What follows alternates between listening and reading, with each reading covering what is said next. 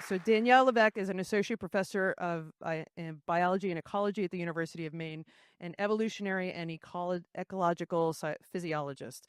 Born in New Brunswick, Canada, Danielle traveled the world studying hibernation and energy use in small mammals in Australia, Madagascar, South Africa, and Malaysia before accepting a position at the University of Maine. Research in her lab studies how rigidity or flexibility in metabolism and body temperature regulation affects the energy use of species and how their evolutionary history has shaped these patterns. This can help us understand the past as well as help predict future responses to global climate change. And her pop culture reference is CBC Radio's Quirks and Quirks. Got to represent Canada a little bit, especially these days. Oh, well, thanks, Kate. You helped cut a couple of seconds off the introduction to my talk. So understanding how species might respond to climate change, we're not quite there yet. We still have to understand how they respond to climate to start with. And so that, for something like a mammal, is this complex interplay between processes going on within the animal and then the external factors. And in a 5-minute talk, I definitely don't have time to talk about the environment. So instead, we're going to focus on the animals. And for something, again, like a mammal that produces its own heat, it's always this trade-off between things that help you deal with cold, like shivering, insulation help keep it in, and then things that help you deal with the heat. And these are very species dependent. We're a bit weird, right? We don't have great insulation, but we're really good at sweating. We don't quite know as much as we'd want about the responses to heat in mammals as we'd like. We know a lot about cold because some of it's really relatively simple. Have more fur, create more heat. Responses to heat are a lot more variable. You have sweating, panting, and so on. And there's a lot of variation. The other thing that we look a lot at my lab is different patterns in particular traits of mammals that we think might kind of change how they respond to climate. One of the ones we focus on quite a bit is body temperature. So what we have here is a range of body temperatures found in mammals. Oh, sorry, I keep forgetting to add the Fahrenheit for everybody. Just to show we're kind of smack dab in the middle of mammals. And on the cold end, we have weird spiny things that look like hedgehogs but are actually closely related to elephants. On the higher end, we have things like tree shrews that look like squirrels but are closely related to primates. And there's full range in between. And if we put this on the mammal family tree, if people want to know more about tree shrews, I'm happy to talk at the reception.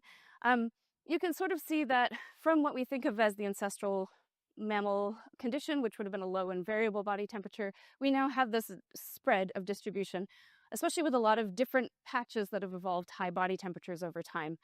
Things like ungulates, carnivores, lagomorphs, everything that runs really, really fast tends to have a high body temperature. And actually, just last week, we got the results of a comparative genomic analysis run by some of my collaborators at the University of Las Vegas, Nevada, and the Broad Institute. And I have not had time to look at the data yet. So if anybody's interested, you could send me an email. But I think there's different processes happening in each of these groups to make them hot. So how we then take data from species that we can stick in boxes and understand and apply to other species that might be harder to catch because they're endangered or in weird places is something that we're slowly working on. Which brings us to Maine. And why Maine is such a great place to study animals and climate is we have this broad climate range. And where we are here, we're at the southern edge of the boreal forest. And so we have these nice species pairs that we can study. The sort of bigger, bitier ones that can be a little bit challenging to study are things like lynx and bobcat or marten and fisher. And so we've started with the northern and southern flying squirrels. When I first moved here, everybody convinced me that on campus we had northern flying squirrels. That's not true. We now have southerns. We found the northerns up in Presque Isle, and it turns out they haven't crossed the Penobscot yet. So what they actually have at Mount Desert Island, where we have a collaborator at College of Atlantic, is northerns. So today I'm going to present a little bit about what we've been doing with responses to heat in southern flying squirrels, just to show, spoiler alert, they're pretty good with the heat. They live in Mexico. They're fine, even our Maine ones. But we're waiting to get data on the northerns, and that'll come in the next few years. So what we do, oh, and this is last year's presentation. I'm supposed to have a disclaimer here that says all of our animals are covered by permits, so don't do this at home. But what we do is we capture them in the field. We inject them. Here's a temperature-sensitive pit tag, so it's similar to the microchip that goes into your pet, and it allows us to monitor their body temperatures as we expose them to heat. And to do that, we take them to the lab. We put them in little boxes that allow us to measure their metabolic rate and water usage, as we heat them up. Just wanted to show here the adorable summer feet of the northern flying squirrel. In the winter, these are fluffy because they need insulation, but in the summer, it's different. We implant them with temperature-sensitive data loggers, and it gives us an idea of what they're doing in the wild. So here we have a southern flying squirrel. It's higher when it's active at night, and then during the day when it's resting, it tends to drop its body temperature, except when the trees get really warm and it goes up.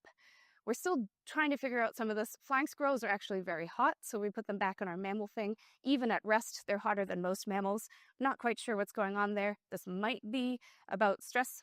We're not quite sure. But we do know that they're good with the heat, and we were hoping that they would use their patagium to lose heat. It turns out they use their feet more when it gets hot. Anyway, no problem yet, heat with the southern flying squirrels, trying to figure out with the northerns. And I'll just end there with some big questions that we're hoping to look at.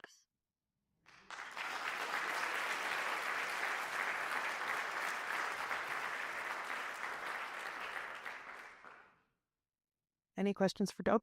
Great, come on down. So, what is it that you're trying to use this knowledge for? Like, it's really cool and I love animals. So, what are we hoping that how this will affect us and what? Yeah, so something like seeing that they end up sort of in a zone where they might be using more energy and water as it gets hot allows us to kind of model what conditions might be a problem for them. Again, we don't think for the southerns it's a problem, but for the northerns it might be. So some of it is just sort of seeing what they do under controlled conditions and then matching it up with biologging in the field, which is a lot newer technology. Those tiny little things are only a couple years old. Just to see how they're doing now and then potentially predict the future. But yeah, looking at responses to heat in an animal at the northern edge of their range isn't going to tell you much. We just couldn't find the northerns the first year we tried it. Do you have another mammal you want to look at next after the squirrel? I'd love to work on snowshoe hare. I think they're really interesting. They have the most constant. So here's the flying squirrel. The active and the resting body temperatures are really different. The snowshoe hare has the most constant body temperature of any mammal, and I think it's because they live in a state of complete stress all the time. It's called the landscape of fear is the official biological term, and I think that has to do with part of that, and how they respond to heat is going to be really interesting. How would you test that if they're always stressed? Carefully. Okay. Is it a cortisol level thing? Like, could you test that? So the interesting thing about flying squirrels is they have the highest levels of free circulating stress hormones in their blood that's been measured in mammals so far. And so it might be part of the story. We don't actually know. Yeah.